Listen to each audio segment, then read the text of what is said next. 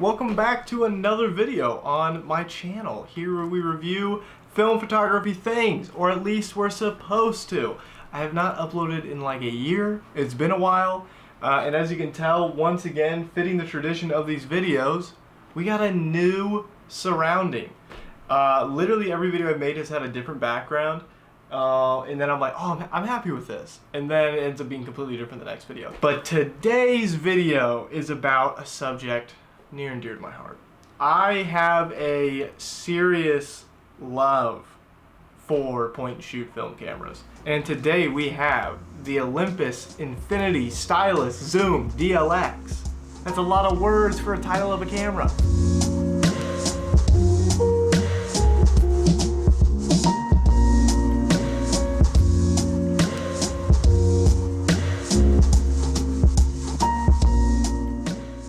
Let's do a quick walk around of the camera just to kind of show off what it's got. So looking at the front, you have your logo, you have this weatherproof sticker, and then you're going to slide this open, which also is your power button. Once this is open, you'll see your flash pop up, and then you have your 35 to 70 millimeter zoom lens with an f-stop of 4.5 and 6.9 respectively. Also inside this lens, you will find that it has glass elements. This is a glass lens in this point and shoot.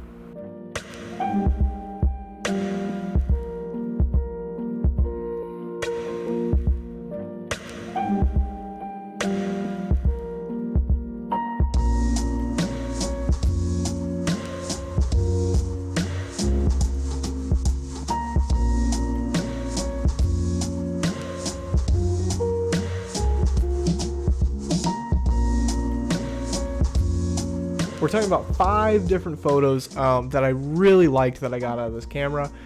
So let's just go ahead and start off. First of all, we have this photo. This is just a photo I took in my old apartment on a morning, and the sun that came out of that living room window, man, it was beautiful. I loved that apartment.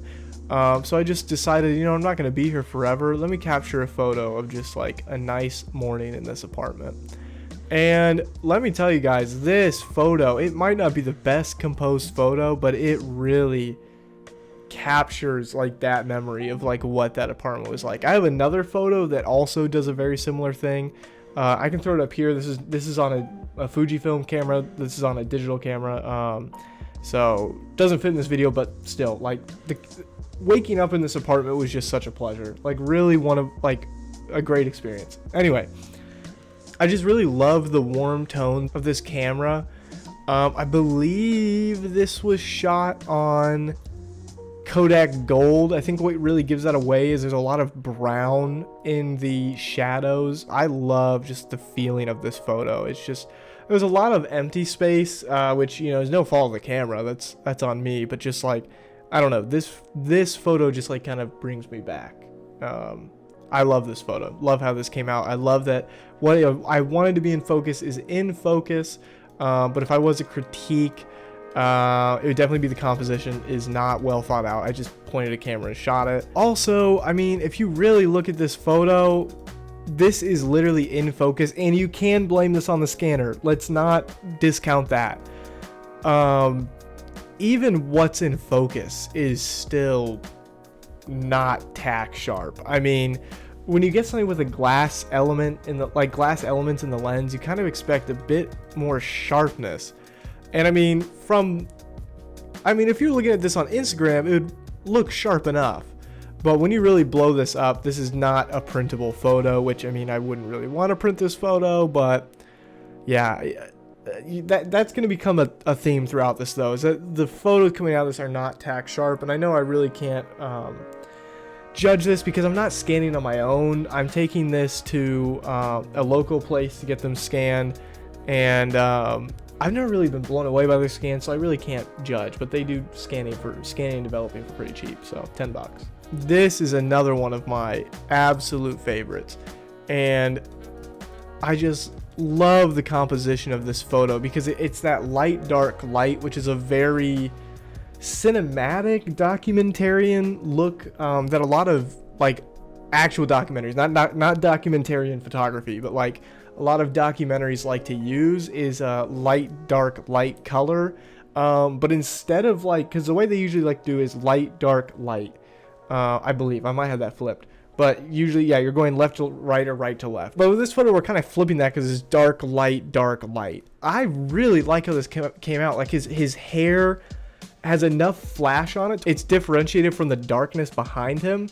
The flash really separates the foreground from the background. There's a nice bokeh on the background, surprisingly, from a point and shoot. And there's a nice, honestly nice, harsh skin tone on his face, and it really worked out that there wasn't a huge glare in the lens. Really, I don't know, I feel like I got really lucky with this photo. I really love how this turned out, just really sharp and contrasty. This is one of my favorite photos I took on this camera, like hands down. I love this photo. I should have saved this for last. This is like my favorite. If there's anything to critique, I wish I would have turned the quartz date off, of course. I wish I would have thought more about the framing of the background. As you can tell, it's kind of off, but honestly, there's a part of me that feels like that gives a good feeling to this. It really gives like an off balance feel to this photo that I don't hate. And I love that his shirt is the only pop of color in this. Everything is very monochromatic in this photo. It's hard for me to find things I don't like about this photo. Obviously, this camera does not have red eye cleanup. Very red in the pupil, unfortunately. So that's one thing to note with this camera. You're not going to get red eye. And I'm starting to think, looking at these photos, that I have a bit of a light leak somewhere in this camera, because as you can see up here, we got a little blue. Right here is the real concern. There's a little bit of red. So it's not a bad light leak, because if we look back at the old photo, there's a light leak right here. Love this photo. Definitely my favorite I've taken on this camera though. Next, this is a photo from that Christmas party. This is just two of my coworkers. As you can see, the same guy from the previous photo. But yeah, this is just little quick shot I took while we were having the Christmas party, and I just like the way it turned out. It feels very homey. It feels very like a photo you would look back on in like 20-30 years. I mean, it's not an amazing photo, I just love the feeling it gives. Yeah, no complaints. Just a fun little photo, little memory for me. I don't care if you don't like it, because it's my memory. Really, this isn't an amazing photo, and you can flame me all you want. No, this was not originally shot in black and white. This was shot in color, but the color just didn't come out well, so I switched to black and white. So you can hate me all you want, but whatever. I just like this photo because I like how much of the foreground is kind of taken up by this plant, like almost dead center.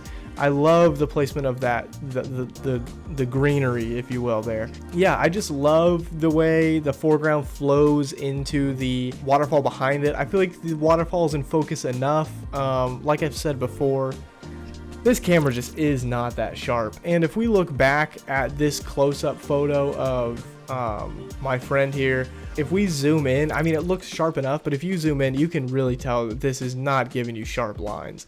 And that's kind of where I started to think it wasn't fully just the scan of the film.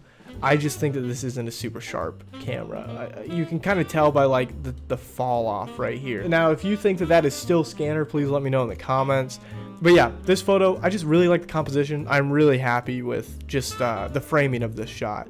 I do wish it was I feel like the background is a bit at an angle.